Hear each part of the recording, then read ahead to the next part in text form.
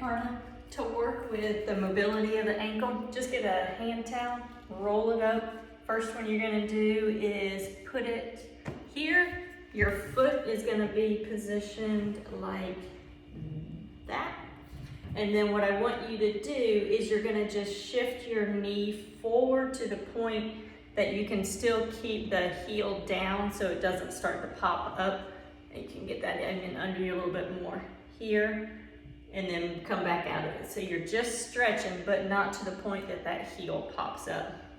And you can just go back and forth, maybe 20 times or something like that on both sides. Okay, so that's to get dorsiflexion, which is the foot coming up. Now to get plantar flexion, which is down, you'll use that same one. You're gonna put your ankle, front of your ankle on it. You're gonna sit back. This is called your web space. You're gonna put that web space right on the back of the ankle where the index finger is gonna be under that ankle bone.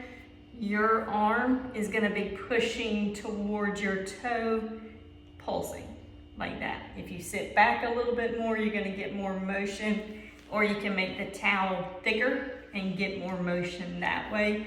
And it should be just a deep kind of a joint capsule stretch. And all I'm doing is just pulsing down, following the angle of my arm down towards my toes.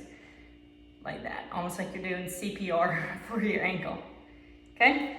All right, next one, you're gonna use that same towel, and you can adjust the thickness of it for if you need more or less. Okay, next one.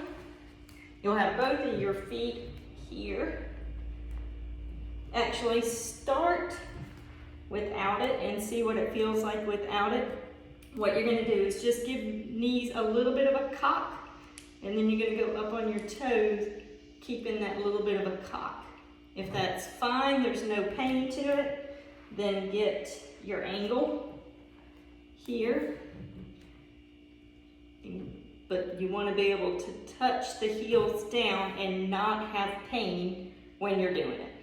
Okay, next one, you're gonna start from the ground. You're gonna go up with both feet, then you're gonna lift one and lower down. Up with both, lift and lower. Up with both, lift and lower. Do that 3 sets of 10, but not to the point of pain. So if you go up and you start to lower and it hurts there, that's where you stop and go back up. So don't go into pain, because then it'll just aggravate it. Once it gets to where that's easy, then you do it off of a step, but still grade it based on pain. So let me grab a step.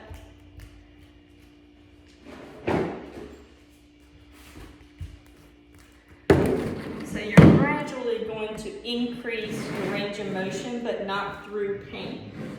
So now your heels are off. You're gonna go up with both, lower down only as far as you can without pain, and come back up. So if you only go a little past the neutral step, that's fine. And then up, like that. Obviously you'll do both feet, 3 sets of 10. Okay, next one. You're gonna have your foot back, almost like you're doing a calf stretch.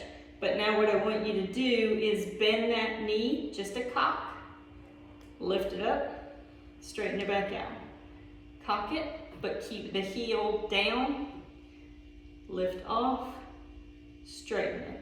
Cock it, down, both feet. Okay? The other thing I would recommend is, and then obviously a calf stretch, but not to the point of pain. Can't stress that enough. So initially you'll start with both feet and only go to the point that you get a mild stretch, not pain. A little bit, hold it for 20 seconds, come back out of it, shake them out, go again, 3 sets of 20 here, okay? Once it gets easy and you have the full motion, you can back it out. Once you have the full motion, then you can go 1 foot at a time, but don't go into that again until it's not painful. The other thing I would recommend is getting heel lifts to put in your shoes, and they're usually small, so it just fits in the heel part in your shoe, in like a running shoe here. And it doesn't even have to be much, itty bitty here, but it's just enough that what that does is it takes the foot, cocks that heel up just a little bit to give this a little bit of a break, so it's not constantly stretched all day with you teaching classes. So it's just a little bit of a heel lift, not much. Go ahead and put them in both shoes probably. All right, let's see what else. Oh, shoe size. So if you are typically a 6.5, you may have to go up a half a size to not get any rubbing on that hagliciformity. So I was a 6.5 and now I wear a size 7 shoe, especially my running shoes, because that growth has now made your foot longer. So even though you may not want to change shoe size, I would just recommend trying a different size in the store and see if it's more comfortable. If your shoe is constantly rubbing on that heel, it creates friction, and that can make that Haglund's deformity bigger also. Okay? Ice at the end of the day, that kind of stuff you already know. Oh, I don't know if you've ever tried Voltaren gel. It used to be a prescription, now you can get it over the counter. It's Voltaren, I think. And it's a anti-inflammatory, and it'll tell you how to use it. It's usually up to 4 times a day, something like that. Helped mine a lot, especially taking that just initial irritation and pain sensitivity off of it. But you'll have to be consistent with that 3-4 times a day until it eases off. All right, let me know if you have any questions about it or anything else. See ya.